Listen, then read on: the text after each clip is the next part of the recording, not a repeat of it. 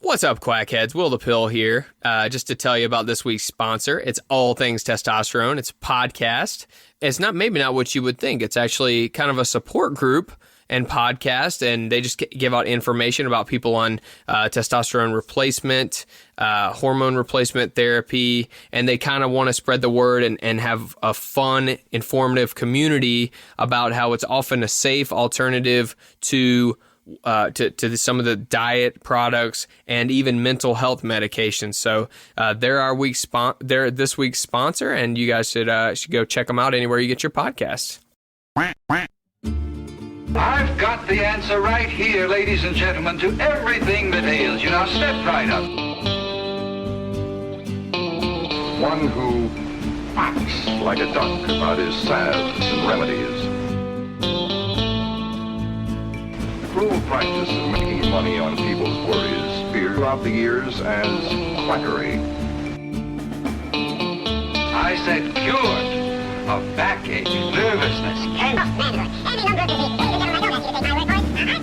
Hello, Quackheads. Welcome back to another episode of Quackery. I'm your co-host, Will the Pill, and this is our other co-host here, John Boy.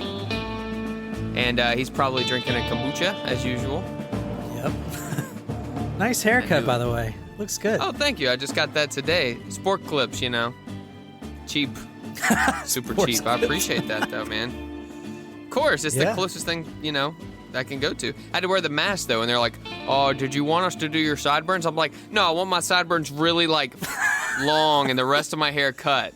What's on TV there now? If it's not sports. At the sport clips, they had, oh, don't worry, you know, they had taken us to Flavor Town with diners, drive-ins, and dives with Guy Fieri. I was like, I can't believe this is on, and I'm like, oh, shit, I wonder what kind of food he's going to go to next. You know, he's a hell of a guy. Yeah. I love to make fun of him, but, you know, it's a pretty good show. Yeah, I love that show. You know what I really miss is, I can't remember who did it, but it's the one where he went and did all the challenges. Like, Man versus Food? Man versus Food, yeah. Oh, yeah. That was a really good show. I think they still have it on, but they changed the guy because I think the original guy was having health problems. Yeah, I wonder why. I can't figure it out, quite honestly. Yeah. All right. So tonight we are not talking about Flavor Town. We are talking about the Tainted blood scandal. Some of you may know a lot about this. Some of you, like me, may not have even heard of this and could not believe that it's not more, you know, public and in the news, because a lot of this stuff, some of it's recent information, but it's been going on for 40 years, kind of this situation. So we're going to start with the basics on it and go forward. So, John, are you aware of the disease hemophilia? Yeah, I've definitely heard of it. You know, it has to do with blood. I know it has to do with blood. That's hemo, right? Is something with blood. Yeah. Mm-hmm. Yeah, but I don't. Hemophilia really sounds familiar, but is it drinking blood? No. It almost, I think growing up I had a misconception about that, because I think there were some weird beliefs like, oh, hemophiliacs had to like drink blood, or they were like because philiac, you know, it almost sounds like it's a sexual kind of, anyway. Yeah. Or they have a fetish, but no, it's none of that. It's a legitimate medical disorder where the body doesn't blood clot doesn't work normally. So when your blood can't clot properly, if you get cut anywhere externally or internally, you just are not going to stop bleeding. So, you know, you'll have lots of swelling with blood internally and, of course, externally. I mean, they would say, like, some of these people before modern treatment, you know, they lose a baby tooth. I mean, they're in the hospital. Yeah. I've definitely, I know what it is now. I just couldn't put it together, but because you always hear about people getting paper cuts and losing a lot of blood. I don't know if that's a real thing, but I mean, they just keep bleeding. Yeah. Well, there's different things with that, because obviously you will have a lot of people who will lose a lot of blood, like from a paper cut or brushing their teeth or something like that, if they're on, you know, a lot of blood thinners, which would be if they've had a, you know, heart attack, stroke. So you want to keep their blood thin, so it can flow easily, and it doesn't, clot up inside there. But that's a different situation because they're trying to do, obviously, make their blood thinner, where this is where people who don't have clotting factors from birth. So original treatments for hemophilia before kind of 1900s, they didn't expect for people to live after more than 13 years old, because like internal bleeding would, basically do them in. Like you'd see bleeding on their brain or things like that, And actually, when I was researching this, I found out that it was actually very much in the royal family. It's a genetic. It's passed on through your genes, particularly with the X chromosome. And you might say, okay, well then women would be more likely to get it because they have 2 and men only have 1, right? XY and XX.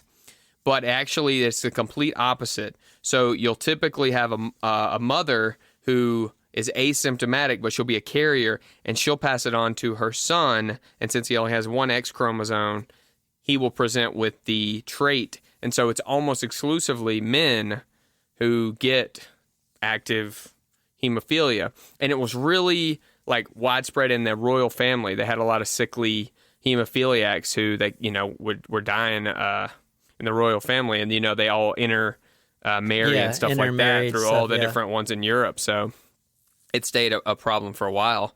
So then in the kind of the 1900s, they started. Before that, they could try to do like direct blood transfusions, but they didn't understand a lot about that. Like, you you and I just share blood like, types. Is it compatible? So once they understood blood types, and they were able to store, long-term blood, you got some improvement in care because fresh blood would then give them the clotting factors that they would need. But if you think about how much clotting factor is in even a pint of blood, it's not very much. So they would say, like, even after 1900, these people would be in the hospital for a third of their lives getting treated. So, like, you see these hemophilia wards with all these kids in there, just like on these little bicycles, trying to, like, keep their legs going. So because they were laying in the bed all the time, they'd have to exercise them. They'd be like spending all their holidays in the hospital, getting blood and putting ice on their limbs and things like that. It just really wasn't good. So they eventually figured out that the plasma was a little bit more concentrated. So do you know what blood plasma is? I know it's something in the blood. Hey, could I ask a question right quick? Going back. Yeah.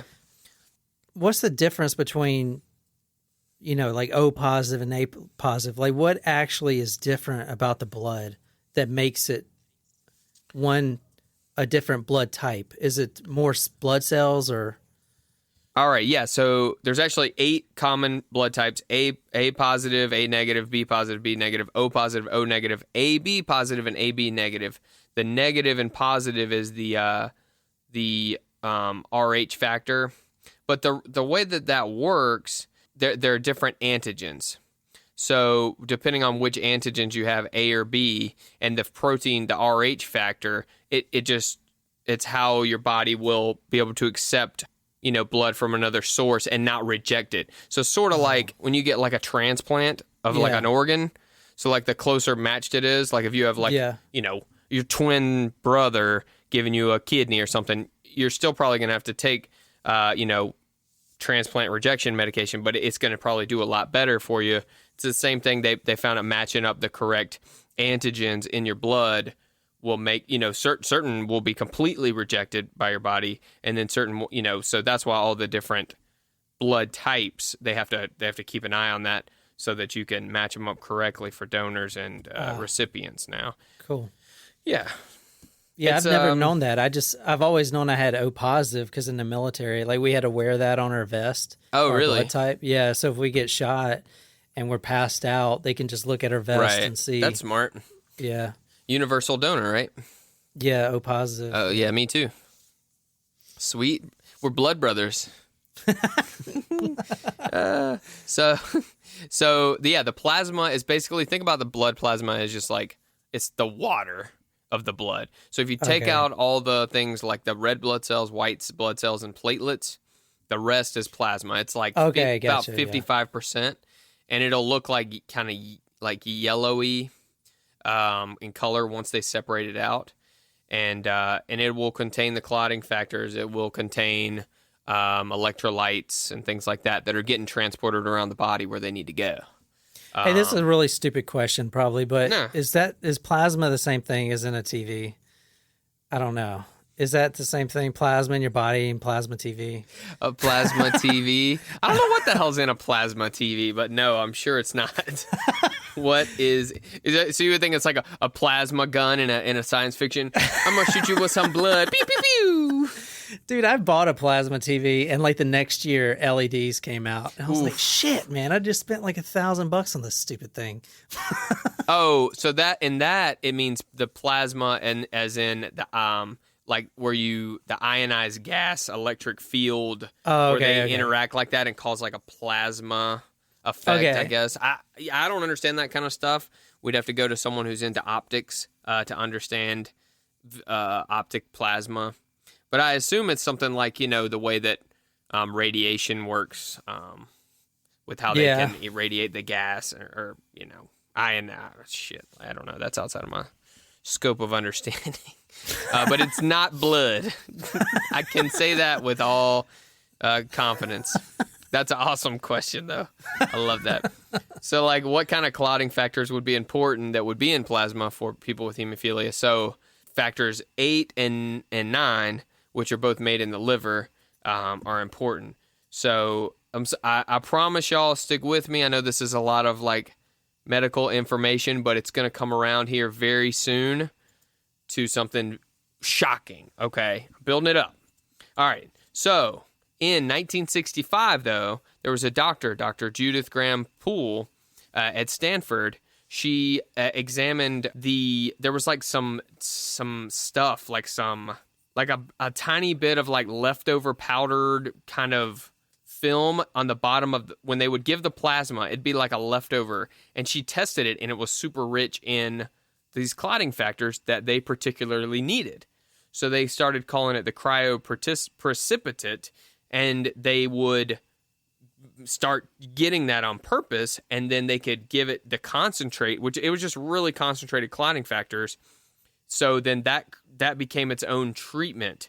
So by the 1970s, they had freeze-dried powdered concentrates of factors 8 and 9 that they could give to patients, and they could actually administer them at home. It completely changed the game for hemophiliacs. Like, you would see, like, hemophiliac kids, like, being able to go play sports and stuff. Because, like, they'd be able to get the clotting factors. They'd just be, like, good as new almost. They wouldn't have to go to the hospital as much. Like, it was a complete game changer. Oh, wow.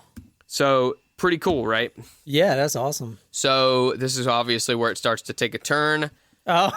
It worked. It worked really well. The concentrate worked incredibly well. So of course, what happens then? Big Pharma steps in, right? Money, money, money. God, I've played this game before. That opens the door for these big pharmaceutical companies to step in and fill this new massive need, right? They needed tons of this stuff. It was very concentrated. So the problem with that is you're going to need a lot of blood plasma to make a shitload of this stuff, right? So they got to find this stuff, and they're going to try to find it as economically as possible. Let's put it that way. So you remember, I mean, even when I was in college and before that, everybody would talk about like going to get like beer drinking money at the blood banks. Yeah. Going to donating blood plasma for some drinking money. They still have them. They still do that, yeah. The problem was back in the 70s and 80s. See, that's the difference. Now we think about blood banks and those donation centers as, really altruistic, like good, donate, all the people are real friendly, the American Red Cross and all this. Well, Big Pharma set up these blood banks, and they put them on purpose in the worst neighborhoods because they knew desperate people were like, oh, I'll sell my blood as many times as they'll let me so I can get this drug money and this drinking money. Oh, God. Well, what they did was they had it where they didn't do any health screenings. They didn't test the blood. They just had the people self-report on if they were healthy or not. These guys are sharing needles on Skid Row. Oh, yeah. It's basically, they were called these Skid Rows, as we talked about in one of the other episodes. I think it was the Zysix episode, right? He went. Yeah, that was a good one. He went and got the people from Skid Row in the original Skid Row in California to come work at his place for free. He didn't pay them. I remember the other day I was working out, and that song Zysix Road came up by Stone Sour. I was like, sweet, man. I'm like in the middle of the workout. Now it's you know. Pumped you up. No, it's actually really awful. The song is not good. They have one good song, but that song is not good. Yeah, it's cool. The name is cool. Yeah, oh yeah. But, okay, so they not only did they do that, but they also went to prisons and paid inmates who self-reported their health screens over and over and over for their blood. So you can see where we're going here, right? So they needed so much plasma that they collected it from all these people, and it needed to be concentrated down so much. I watched a video on this, and I'll tell you guys where to find it at the end here, because it's a whole documentary. They just have this massive, like probably 100,000 gallon, one of those steel drums, and you can see the people just pouring in everyone's plasma all into this big soup of plasma. It's disgusting looking. It looks like looks like it's like melted animal fat or something in there. It's my gross. God, dude. It looks like, actually, it reminds me, remember on Fight Club when they're making the soap? Yeah, from the soap fat? That's what it reminds me of. It looks just like that. And so they're mixing it up. Dude. And so they said that by the time, so they concentrated it and then give it to the people. They said that each dose that a hemophiliac would use would be a mixture, like a little bit, from up to 100,000 donors at a time. Jesus. So, obviously, when you're throwing fresh blood in together, with even if people are correctly self-reporting, not everyone was. And guess what happened? Guess what we found out in the 70s and 80s?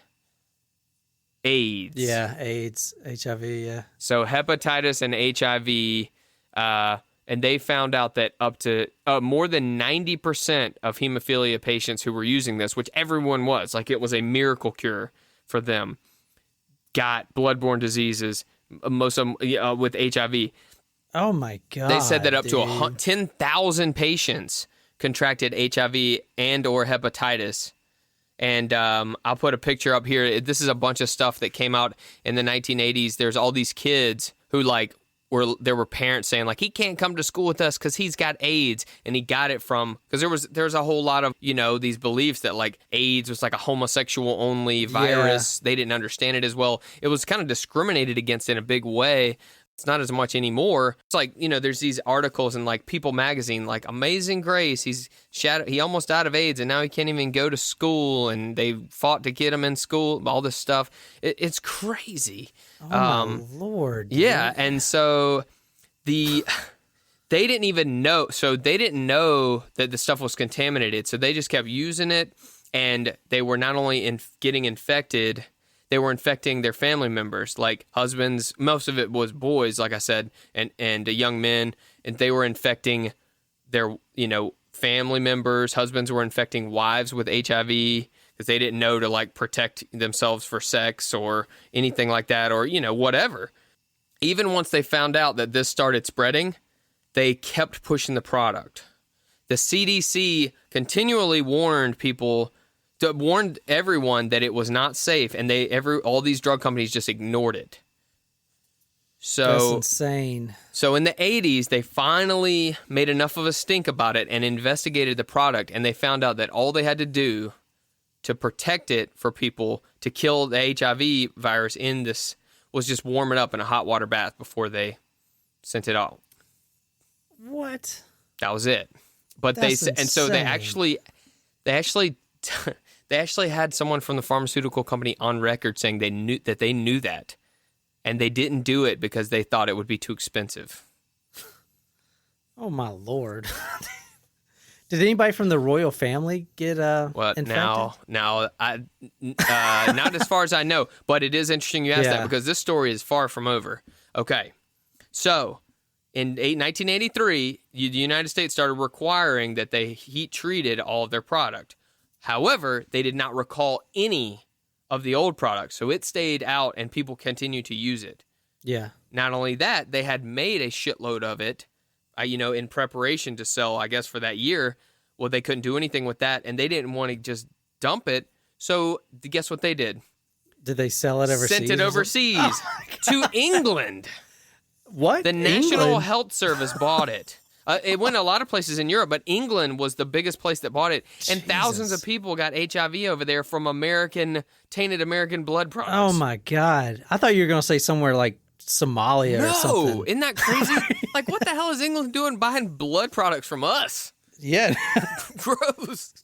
Jeez, man. I mean, I should have called the quack doctor about this and been like, you guys got to do better. You guys are supposed to be like the example for Democrats here, being like, oh, social medicine can work. Just look at England. Be like, well, the National Health Service, NHS, bought a bunch of bad blood a few years ago. Jeez, man, this is insane. Can you believe that? Like, you didn't know about this? I can't. I couldn't. Oh, I know why I didn't know about it, because they don't teach this stuff. Oh yeah, they don't want you to know about it. Yes, sir. Well, we're not done yet. So as the 1990s rolled around, most of these patients, so a lot of them, the treatments for HIV were getting better, right? I don't know if you've seen Dallas Buyers Club and stuff like that.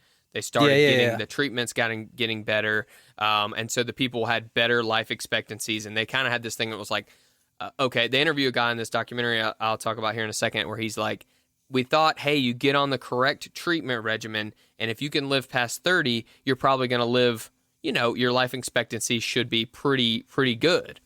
And so he was like, yeah, I had my wife and I, we took the correct precautions so that we could start having kids. And then he's like, and then the doctor told me that my liver was basically toast, and turned out that the heat treatment did not work whatsoever for hepatitis C. And all these people were using the product now that had HIV and everything.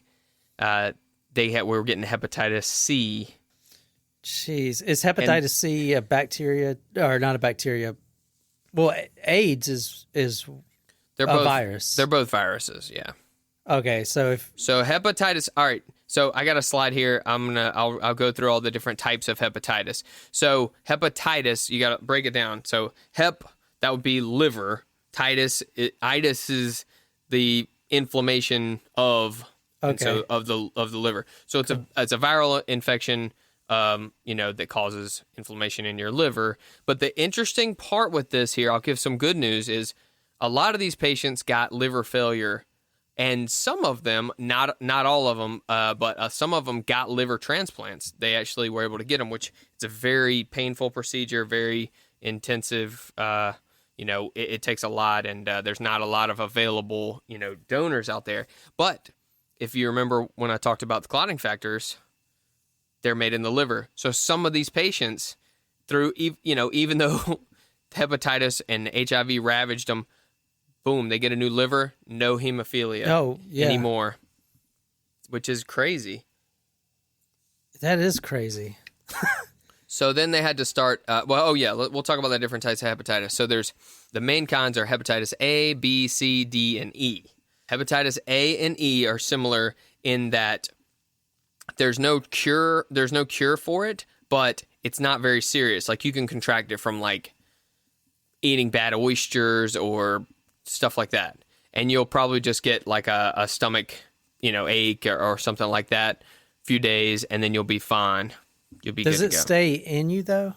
Yeah, I think you continue to have it, but you're not contagious. Like, you can't spread that one. And then hepatitis B, that's the one where you have the series of vaccine series. Actually, we have a vaccine for A as well. A lot of times they'll combine it with the hepatitis B vaccine too. So then hepatitis C, that's the one that they got. This one is the one where it's basically only transmitted through blood. So like, you'll see, I think, wasn't Pamela Anderson had hepatitis C or has? Yeah, Tommy Lee or something. Tommy Lee. Had it. Yeah. Yeah, you see a lot of like heavy drug users get it. So she probably has it too, yeah. But this is the one, hepatitis C. Actually, there's a recent cure for hepatitis C they just came out with. It's like something crazy, like $20,000 a dose, but it will effectively cure hepatitis C now. But that's as of 2018, 2019, something like that. So obviously that wasn't around, when these people found out that they were, had hepatitis C from bad blood stuff. And then hepatitis D is a not very common one. By the way, B, C, and D are the ones that cause chronic hepatitis, like of your liver. And then A and E don't, like they're just called short term. Anyway, sorry if that was kind of convoluted, but that's the hepatitis. Okay, so let's call out some people here. The companies involved with this bullshit were Alpha Therapeutic Corporation, the Institute Mérieux, which became part of Sanofi. Obviously, you've heard of Sanofi. Bayer. Yeah, I have. Bayer. The Cutter division of Bayer. Baxter and Highland, they're combined. So those are some obviously huge companies. Sanofi, Bayer, Baxter, they're all really big. So I know your next question is, what happened to the drug companies who did this, right?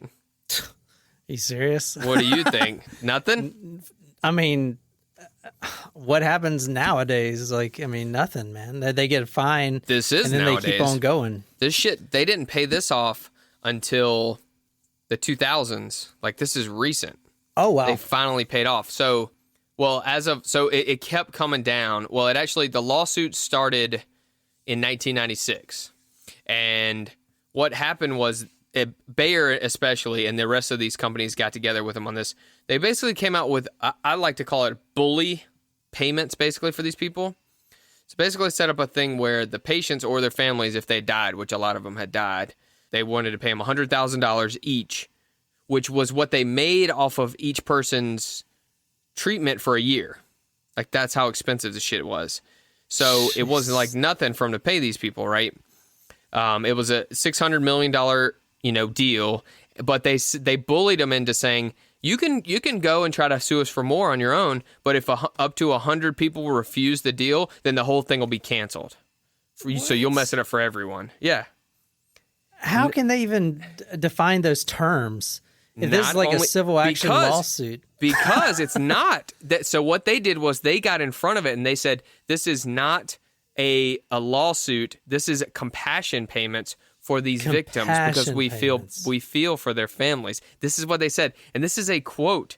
This is from Thomas Kerr, who was the general counsel for Bayer. It said, "This gives us an opportunity to bring an end to all this litigation now and also offers us the opportunity for persons who are HIV infected as a result of this tragedy to receive some quick and certain financial relief," said Thomas Kerr, assistant general counsel for Bayer, who also noted after that the other calls for the companies to make no admission of wrongdoing. They said that they never took responsibility for it. I mean, I'm not surprised, to be honest. It's just unbelievable, though, man. I know it's unbelievable. They bully people into taking these compassion settlements. Yeah. Like, oh my God, man. Oh, just unreal. So you come up with a miracle drug. It's poison, basically. And you don't tell people. You don't recall it once you know it's bad. And then you sell it to another country. There was also a big stink, too, because these companies also sold some to some patients in Japan. And they offered a bigger settlement to Japan. So America was like, what the hell? Like, their lives are more valuable than ours? Yeah, it was a bigger settlement. I have no idea how that happened. That's insane. It must have been some sort of deal, like, so they could corner, like, the market over there or something. I have no idea. But there are a lot of news articles you can look through. And it's like, this, like, quote I gave you is in every single one of them because, like, it, like, populated a whole bunch of results. Jeez. And so they talk about it. Does he still work there? I know this is in 1996, but is he still like the head guy there? Do you know? I don't know. I can find out. Find out right now, dude. It pisses me off. It's unbelievable. I mean, I guess I'm not surprised because I watched that documentary, The Pharmacist. Oh yeah, and saw what those drug how companies. Shady everyone is. Yeah, so it's like almost like you expect it. But that's it just brings up all this. It's hard to say. Yeah. Bayer Corporation it said in the 2000 cycle he was there. Crazy. I don't know. the top Bayer Corporation contributors in the year 2000. So he was at least there for a few more years. He probably got a huge bonus too.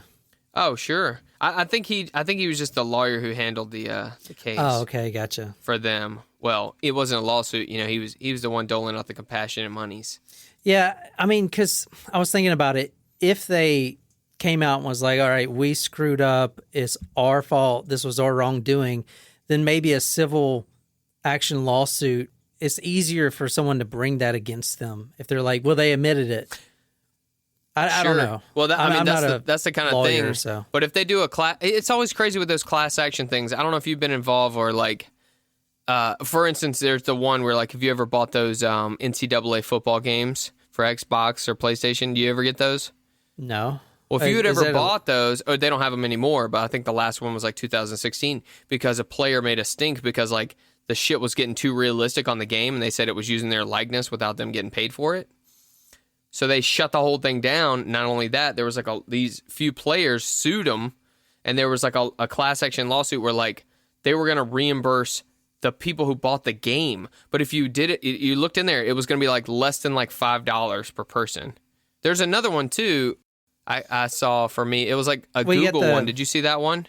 Yeah, the Google one. You can be part of the Google lawsuit. You can get like $10, I think. Yeah, I mean, it's not even worth it. There's also the VW one comes to mind with the. There's no reason to go in and get involved in that, man. Yeah, that's what they should have done, man. They could have. They probably would have saved some money. But I see what you're saying, though. If they would have, they did it this way to bully the people around, so they couldn't bring more expensive lawsuits individually. Yeah, I know. I mean, they could. Some people still did, but a lot of them didn't win. Crazy. Like, how the hell could you lose that? I guess they just have such powerful counsel. It's just crazy. So that documentary, it was actually on PBS. It's called Bad Blood, A Cautionary Tale, the worst medical disaster in U.S. history. Jeez. And they talk about it on there. They're like, it's just sickening that it's not more talked about. The fact that this happened within the last 20 years, 30 years. Like, yeah, I mean, if I go and ask 100 people, I can guarantee you only one or two may have heard about it. Like, that's dude, awful. Like, basically, they handed a death sentence to 10,000 people now at the time for sure, and then just unbelievable. Yeah, this isn't as bad as the Tuskegee though. I mean, it's it's just complete medical. It's really awful. Yeah. Yeah, no, it's not as bad as Tuskegee because they were taking advantage of people in a different way. This was just like basically being negligent and then trying to make a bunch of money and not giving a shit about it. Yeah. Instead of mistreating people on purpose to like study them, like that. Yeah. But I thought about it. That's immediately the episode I thought about it. I was like, yeah, it's all messed up like that one, but not as bad. But that's really sad because and the reason I went into so much detail with the hemophilia was to show like how debilitating it was. Like it was a death sentence before this came out. And then these people just pushed it like crazy because they know they can make money because everybody was going to use it who had this. It's a rare disorder, but there's enough people where they can make a shitload of money. And then lo and behold, this shit's a death sentence too. It's like they can't win.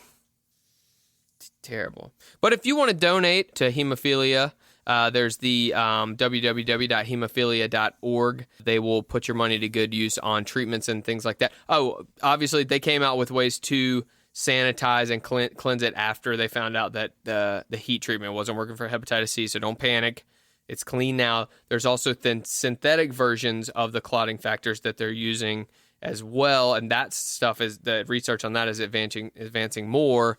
So it's more every day. If you wanted to help, you can go there. I just was amazed by this shit, so I had to share it on the show. Did you have any questions about that? Yeah, go ahead. Yeah, so they disinfect it now and kill the bacteria and viruses, but do they still kind of combine everyone's blood or plasma into the big pool? Or no? So there's a lot of different other things. They said like the risk now is like microscopic. Oh, okay. So because first off, they screen the donors correctly, so they test all the blood first, and then they form the precipitate separately and combine it, as far as I know, and then they treat it and heat it as well. Then they'll get it to the patient. So there's like all the steps they should have been doing initially, which are all, they're not revolutionary. Yeah, I know. That's the part that's so messed up about this. It's like actually screening patients. It was all profit based. It was all greed. They skipped all the safety steps just to make a little bit more money, or a lot more money, because it took a lot of blood. So if they get it real cheap, then they could really make some cash. Yeah, oh yeah. Whew. So I understand why people don't trust Big Pharma, man. Like stuff like this. Yeah. Easy to see. Yeah. And I mean, I work in the biz, so I see it both ways. Like a lot of people will say, oh, well, they need these drugs to be so expensive because research and development of drugs is so expensive. That's true. But if you go and look at the budget for Big Pharma, I think it's only 10 or 20% of the budget goes to R&D. Yeah. The rest goes to advertising, legal, all sorts of stuff that you would never think that they would need to push if they were just coming out with the best drugs. I mean, you think about that. If they put all their profits into coming up with better drugs all the time, and they would sell themselves if they're that good. Yeah. I guess. I don't know. Shit, they've clearly found a way. They don't care as much about helping people. They care about making that money. And it's a business. I get it. So I don't know the answer. All right. Well, that's going to be our show. So if this episode really quacked y'all up or pissed y'all off or made your jaw drop, or you just are pissed off at the world and you're just going to watch a bunch of Netflix, or go watch Bad Blood on PBS. Anyway, whatever you do, if you want to support the crew, head on over to quackerypodcast.com/join. Become an official Quackhead. Sorry the bourbon's making this outro a little longer. And if you have an idea for a topic you want us to cover and it's not so depressing like this one, let us know. Make sure and hit that subscribe button. Follow us on social media, Facebook, Twitter, Instagram.